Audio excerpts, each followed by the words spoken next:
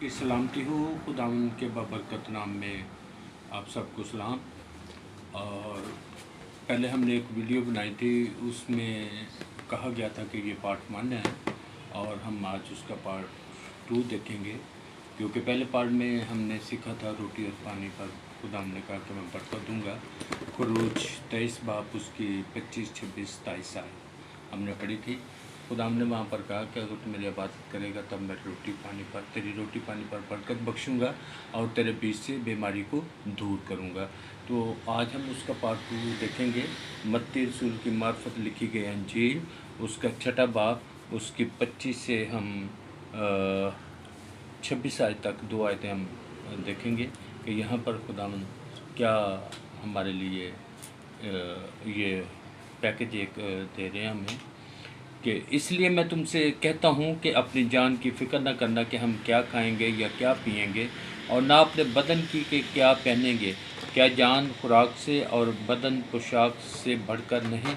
हवा के परिंदों को देखो कि ना बोते हैं, ना काटते, ना कोठियों में जमा करते हैं, तो भी तुम्हारा आसमानी बाप उनको खिलाता है। क्या तुम उनसे ज़्यादा कदर नहीं रखते? खुदा उनकी ज़िंदगी बख्श। पाकलम के पड़े और सुने गए पर खुदा उनकी बरकत हो। आज हम एक छोटी सी दुआ करेंगे। आई कदूस मेहरबान कादमुतली खुदा, तो जो बादशाह का बादशाह रब्बुल फाज़ सोहरावर खुदा, हम तेरी शुक्रगुजारी करते हैं इस भले और खूबसूरत वक्त के लिए, और स्पेशली अब तेरे पाकरू को दावत देते हैं, पाकरू आ हमारी मदद कर, आठ है और जुम्बश कर। और आज ये जो तेरा ज़िंदगी बख्श कलाम मैं इन लोगों तक पहुँचाने को, तो पाकरू मेरी मदद कर, मेरी ज़बान का, होंठों का, ज़हन का सीमा ले। और पाकरू इन तमाम तर ज़िंदगियों के लिए भी मैं आपके हुज़ूर मिन्नत करता हूँ, इनके बंद ज़हनों को खोल दीजिएगा ताकि ये किताब मुक़द्दस को समझ सकें और ये आपके ज़िंदगी बख्श कलाम को अपने दिल में रख लें, और ये ज़िंदगी बख्श कलाम इनके कदमों के लिए चिराग और राहत के लिए रोशनी का काम करे। जिस तौर से आपका बंदा दाऊद कहता है कि तेरा कलाम शहद के टपकों से भी ज़्यादा शीरीं है, और तेरा कलाम मुझे मेरे दुश्मनों से भी ज़्यादा तनाव बना देता है।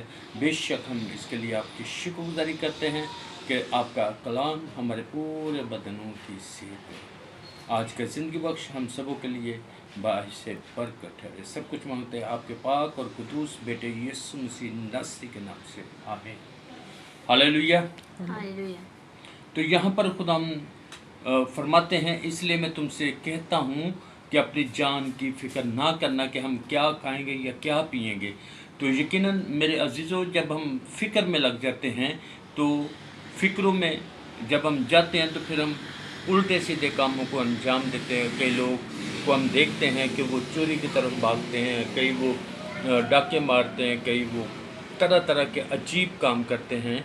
तो मेरे अजीज़ों, यहाँ पर खुदावन जो हमें फरमाते हैं, जिस तरह से उन्होंने पहले बताया कि हमने खुदावन की इबादत करनी। जब हम खुदावन की इबादत करेंगे, उसके घर में जाएंगे, उसके साथ जुड़े रहेंगे, उसकी हजूरी में रहेंगे, तो यकीनन ये रोटी पानी की फिर हमें फ़िक्र करने की ज़रूरत नहीं होगी। ये खुदा का काम है कि वो उसने हमारे लिए मुहैया करनी ही करनी है, क्योंकि उसका नाम है एक यहोवा यरी।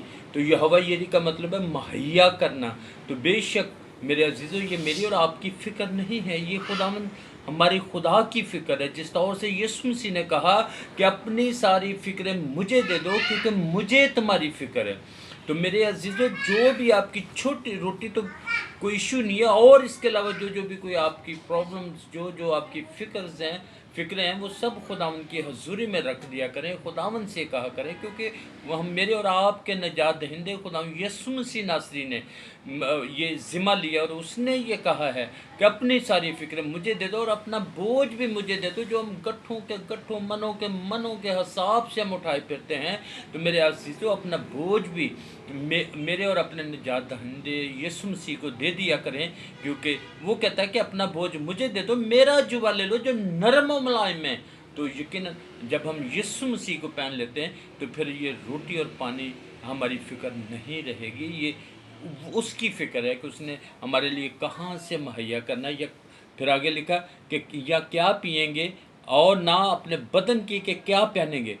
तो मेरे अजीज़ों, कपड़े की भी आपने फ़िक्र नहीं करनी। ये सारी जो ज़िम्मेदारी है ये मेरे और आपके नजात दहिंदे खुदावंद यीशु मसीह नासरी की है, जिसकी कब्र खाली है, जो ज़िंदा है, जो हर पल, हर घड़ी, हर जगह पर मौजूद है। उसको महसूस करने की ज़रूरत है फ़कत।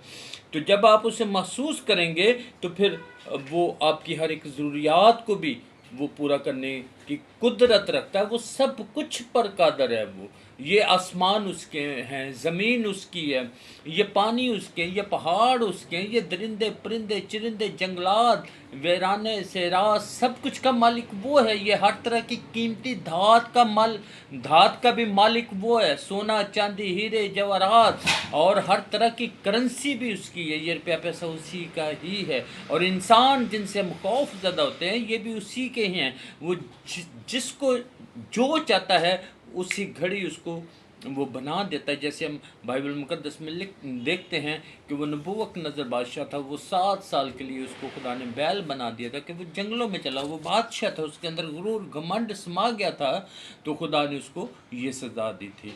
तो सो खुदा ने कहा कि हवा के परिंदों को देखो, ना वो बोते हैं, ना वो काटते हैं, ना वो कोठियों में जमा करते हैं, तो भी तुम्हारा आसमानी बाप उनको खिलाता है। तो मेरे अजीज़ों, ये मेरे और आपके सामने जिंदा मिसाल है। आपने कभी देखा किसी परिंदे को गंदम बोते हुए या कुछ सब्जियां बोते हुए या फल फ्रूट लगाते हुए? कभी नहीं देखा ना। तो यकीनन वो हर एक फल फ्रूट भी खाते हैं और वो खा कर ही सोते हैं। ना वो काटते हैं, ना वो बोते हैं, ना वो जमा करते, ना उनके कोई उन्होंने स्टोर नहीं बनाए हुए, कोई उन्होंने गोदाम नहीं बनाए हुए। मेरे अजीज़ों, वो डेली बेसिस पे खुदा के लिए मुहैया करता है और वो खाते हैं। हर रोज़ वो अपना पेट भर के तो वो सोते हैं। लेकिन यहाँ पर क्या लिखा? खुदा कहता है उनसे ज़्यादा कदर नहीं रखते। क्या तुम उनसे ज़्यादा कदर नहीं रखते? तो मेरी और आपकी कदर तो इन परिंदों से कहीं ज़्यादा है, क्योंकि मुझे और आपको मेरे और आपके खुदा ने, जो बादशाहों का बादशाह, जो सब कुछ का मालिक है, उसने फ़कत अशरफुल मखलूक़ात ही तो है, एक आदम ही तो है जिसको उसने अपने हाथों से बनाया है। और इससे बढ़कर के उसने अपनी शक्ल शबीह पर उसने मुझे और आपको बनाया है। और मुझे और आपको खुदा ने अपने से कुछ ही कमतर बनाया है। तो फिर मेरी और आपकी, मेरे अजीज़ों, कितनी कदर होगी?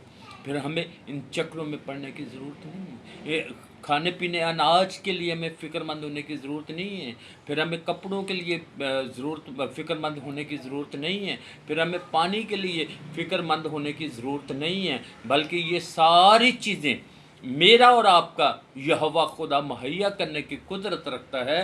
कि आप देखें कि पानी की अगर बात करें तो जब कौम बनी इसराइल मुल्क मिस्र में से निकल के आ रहे थे, तो रास्ते में वो पानी के लिए चलाए, तो खुदा ने मूसा से कहा कि ये चट्टान पर मत। वो तो मेरा और आपका जो खुदा है जिसकी हम इबादत करते हैं, वो तो खुश्क चट्टानों से भी पानी मुहैया करने की कुदरत रखता है। तो सो मेरे अजीज़ों, ये पार्ट 2 है और ये भी उसी बात की ये तस्दीक है। और खुदा में यीशु मसीह के मुंह से ये निकला हुआ कलाम है, इसमें कुदरत पाई जाती है। और खुदा अपने कलाम को पूरा करने की कुदरत रखता है। वो हर टाइम बेदार रहता है कि मेरा बेटा, मेरी बेटी कब मुझे पुकारे और मैं उसको जवाब दूँ। मेरा और आपका खुदा मेरी और आपकी इल्तिजाओं, फरियादों, मुनाजातों को सुनने वाला खुदा है, जवाब देने वाला खुदा, क्योंकि वो जिंदा है, वो सब कुछ का मालिक है। तो सो अजीज़ों, आज इस बात का अहद करें और खुदा उनकी हजूरी में झुकें। और इन चीज़ों की फ़िक्र नहीं करनी आपने कि हम कहाँ से खाएंगे, कहाँ से पिएंगे, कहाँ से पहनेंगे। तो ये आप जब भी कभी ऐसी आपके सामने प्रॉब्लम आए, ऐसे हालात हों, तो आप ये इन परिंदों की तरफ देख लिया करें, ताकि आपकी हिम्मत, हौसला बढ़े और हिम्मत नहीं हारना। क्योंकि मेरा और आपका खुदा मेरे और आपके लिए मुहैया करने की कुदरत रखता। सो खुदावन आज के इस खूबसूरत ज़िंदगी बख्श कलाम के वसीला से आपको, आपके घरानों को, तमाम तर सुनने वाली ज़िंदगियों को बरकत बख्शे। आमीन। God bless you.